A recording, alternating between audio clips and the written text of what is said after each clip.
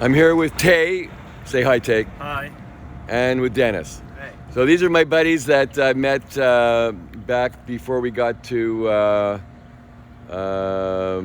Winnipeg. Yeah. And we've become really good friends, and they're on the Polaris Slingshots, and they've had some issues with one of the Slingshots, and here we are in Thunder Bay, and one of the Slingshots got into some trouble, and we had to leave one near just past Ignace. So we stayed here in Thunder Bay because there was nowhere to stay in Ignace, and so we went to Thunder Bay, stayed overnight, and now we're going to go back to fix the. Dennis thinks he can fix the Slingshot. Is that right, Dennis? You think you can do it? Well, I can give a shot. I mean, I did my research yesterday night. It has some sort of electric fault. The electric connections probably got moisture or something. That's what I believe. That's what they says on the forums. Well, we have one bullet in our gun.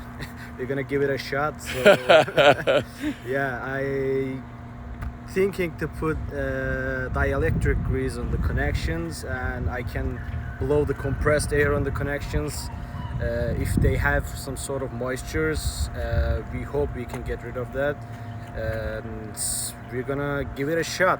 Let's hope the check engine light is gone and we can go our way. But in worst case scenario, we might have to rent a U-Haul with the flatbed, and we're gonna get back to the Slingshot. We're gonna put it on the flatbed and we're gonna hit the road. But let's see what we're gonna do. Okay, and I think you said we had to go to Canadian Tire to get some sort of tools, right? Yeah, exactly. We're gonna have to get the dielectric grease and compressed air to clean the connections, electric connections. Okay, and anyway, you guys have been pretty patient.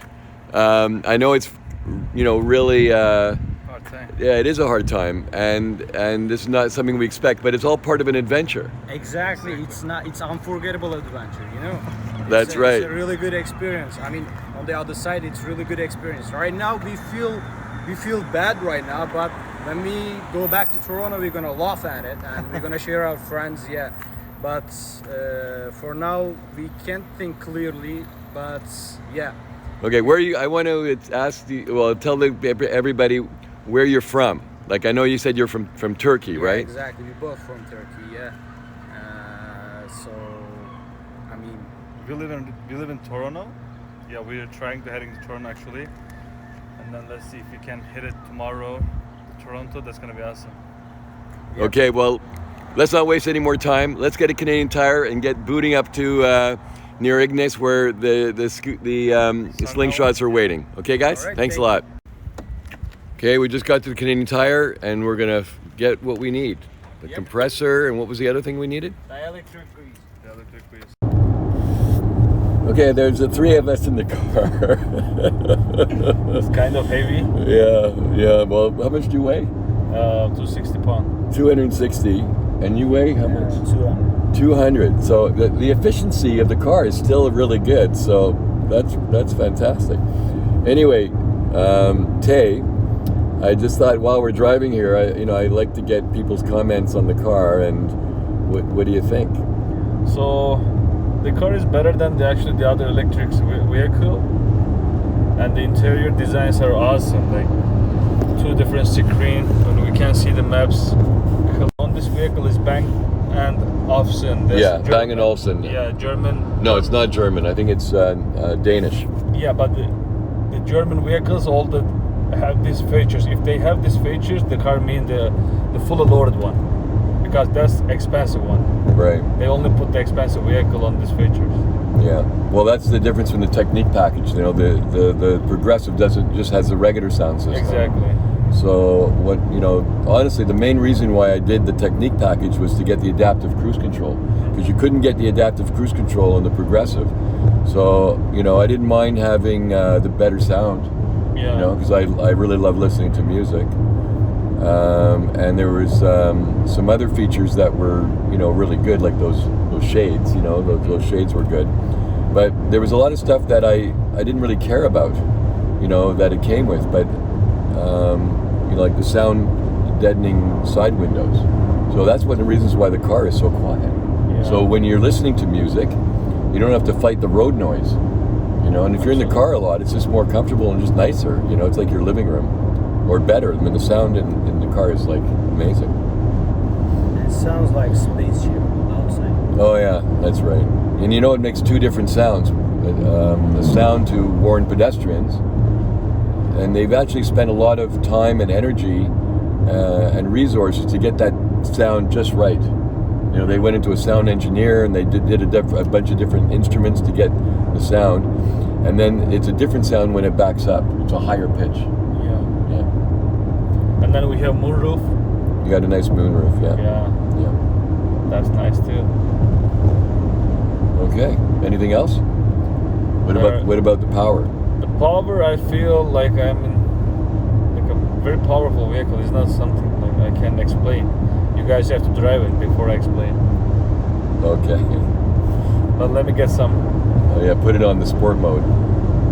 Go for it. Yeah, that's it. There you got it. Holy shit. It was so fast it flipped over. I don't have this camera attached. It's just kind of sitting. It's propped up between the dashboard and the window. So when you hit the thing, it just flipped it over. Yeah. But it's good we have the blind spot too. That's good too. Yeah. You call it the blast mode? Blind spot. Oh, the blind spot. Yeah, because in the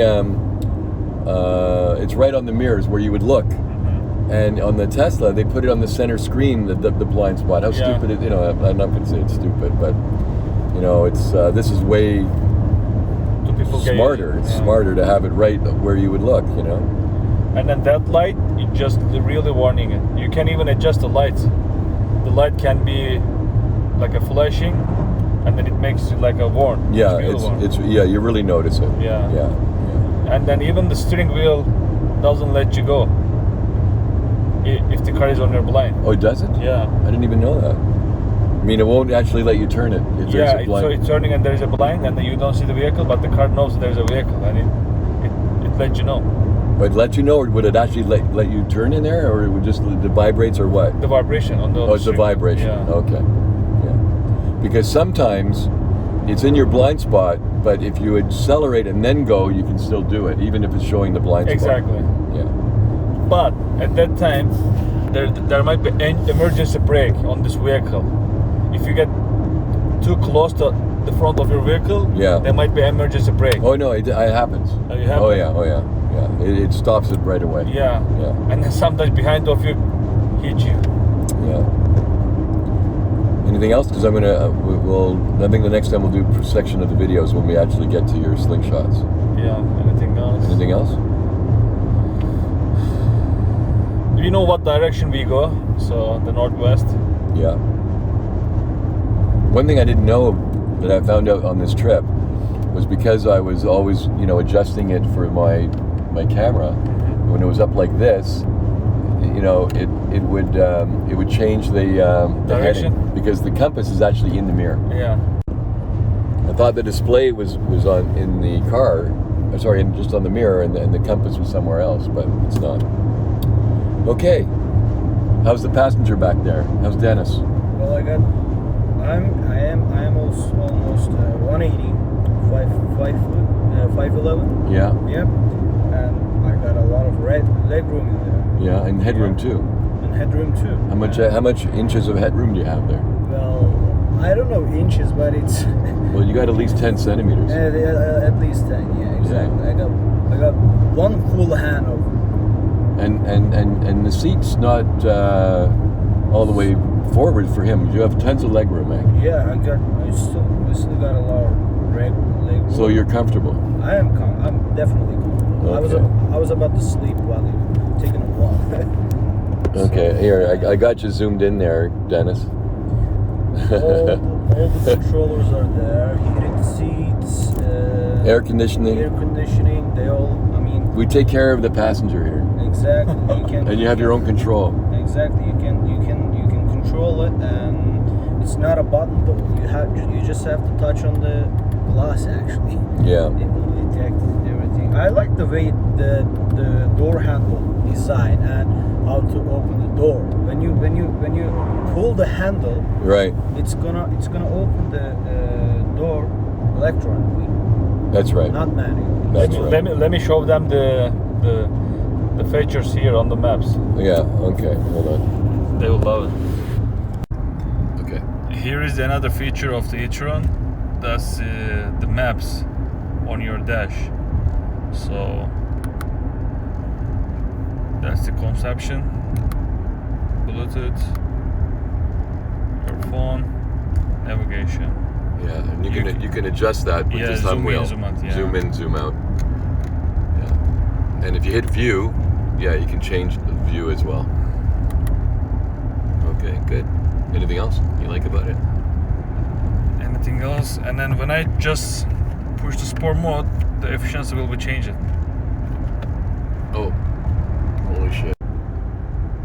Dennis was talking. He said you like the color of my car. Is that right? Yeah, it is right. Yeah. Okay. The color is perfect. Yeah. Anyway, I'm glad you like the color. And you said like the reason that you saw me at that Petro-Canada station. You actually were like, how did we meet? Like, why did you come? Why did you come and come back to me? I mean, what was it? So, I mean, I was driving with my friend Tay, and we saw you on the road. Behind You were- truck. Yeah, and I saw you on the road, and I said, I thought your slingshot, I thought it was electric, and I said, wow, that's pretty cool. No, anyhow, you were just behind the truck, and I told Tay that he's going behind the truck for a reason, that he's saving electricity. How did you know my car was electric? I know the cars. You know I know the that e-tron. this is an e-tron. Yeah. I know the car. And anyhow, we stopped at the first gas station, and they had an EV charger over there while we were refueling our slingshot. And Tay told me that the e-tron guy is here. He's charging. Oh, you had already stopped to gas up. I didn't even notice that. No, we stopped at the same station. Oh, okay. Yeah, and I told him that if you want, let's go and ask the reason why he was behind the truck. And Tay, he's a curious person, you know. He likes to talk. He likes to meet the new peoples. He likes to ask different kind of questions. So that's why we decided to stop next to you, and that's how we met. And the color got our attention, actually. So if my car was like white or black or gray, It is you wouldn't have had a second thought. Well, yeah, I would. First of all, I looked at the color. I looked at the paint of the car, and I saw the car that it's an electric vehicle. Once I watched the video, one of the guy, he was bringing Tesla Turkey to Bulgaria, or not Bulgaria, Romania. Yeah, to the service.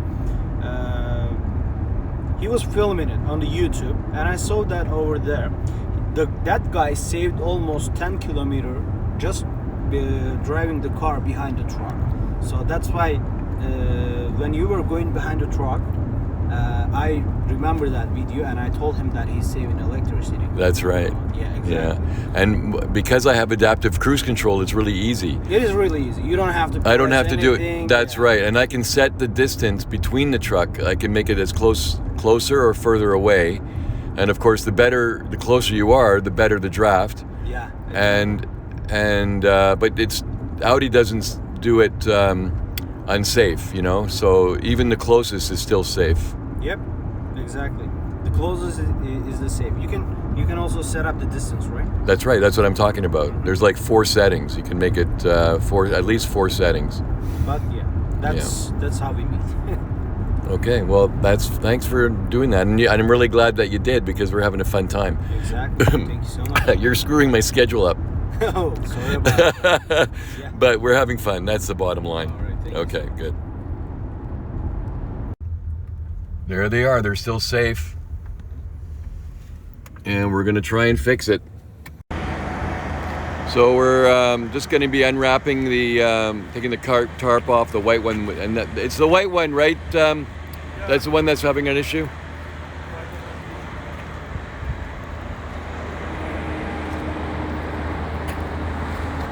So Dennis had this. Dennis, you're driving this one, right? The white one? Yeah. And they had the same issue back about 30 kilometers outside, driving east, leaving Kenora, and he was able to fix it, but it took him you were delayed by an hour, I guess, eh? Yeah. Anyway, he's going to try and fix it again, and hopefully, when this happened, it was like pouring rain, like we're in thunderstorms, and there could have been some condensation or something in the electrical that's corrode or something, but we got some stuff to fix it. While I'm here, I just thought I would get a close-up look at these Polaris Slingshots.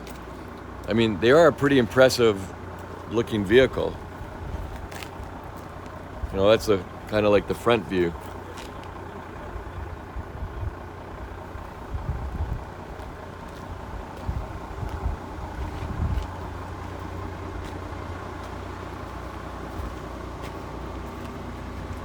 This is the one that Tay's using. Of course, you've got your, there's your driver's seat. Pretty sporty looking. And then Dennis is working on this vehicle to see if we can fix it so we can get back on the road. It's a GM engine, right? It is. And what's the size of it? 2.4 liter, inline 4, around 180 horsepower. But it may not be that powerful, but the vehicle weighs 700 kilograms, so that's why really light, and it's more powerful actually for a vehicle that has weight. So that's why it's flying. I mean, you can get up to 150 instantly, but after 150 you have to hit the throttle. Right. It's gonna yell at it. Okay, I'm gonna let you keep working on this. All right. You're on. Okay, so while I was driving, the car showed me the check engine light and it cuts off the gas. And I hit the throttle, but it was no response. But the good thing is, the infotainment system gives me the code, the fault code. And I was able to take a look at the fault code, and the best thing to fix any kind of machine, any kind of car, any kind of vehicle is to take a look at the forums, because these devices generally have forums, and the fault code was accelerator throttle sensor issue. In the forums that says the most likely we're washing those vehicles with the power washer, so they are waterproof actually, but we also put the power washer inside the cabin, because as this is a pressured water, you might have a water between the connections, and they might make corrosion between the connectivity. So that's why I disconnect the negative cable. That's the easiest way to fix the electronic problems, to reset everything. And I just need to clean the connections for the gas pedal, throttle body, and MAF sensor. So I'm cleaning them. Disconnect the negative cable, let sit like at least half an hour. I'm gonna clean them, let it dry, plug them back in, plug the cable, and I'm gonna fire that bitch up. There might be good news too. So in the Thunderbird we have one truck and one auto transport towing. Yeah. You want? Well, hopefully we don't need it. Hopefully. Well, let's see how this works. But just in case. You hold? Yeah. All right. Okay.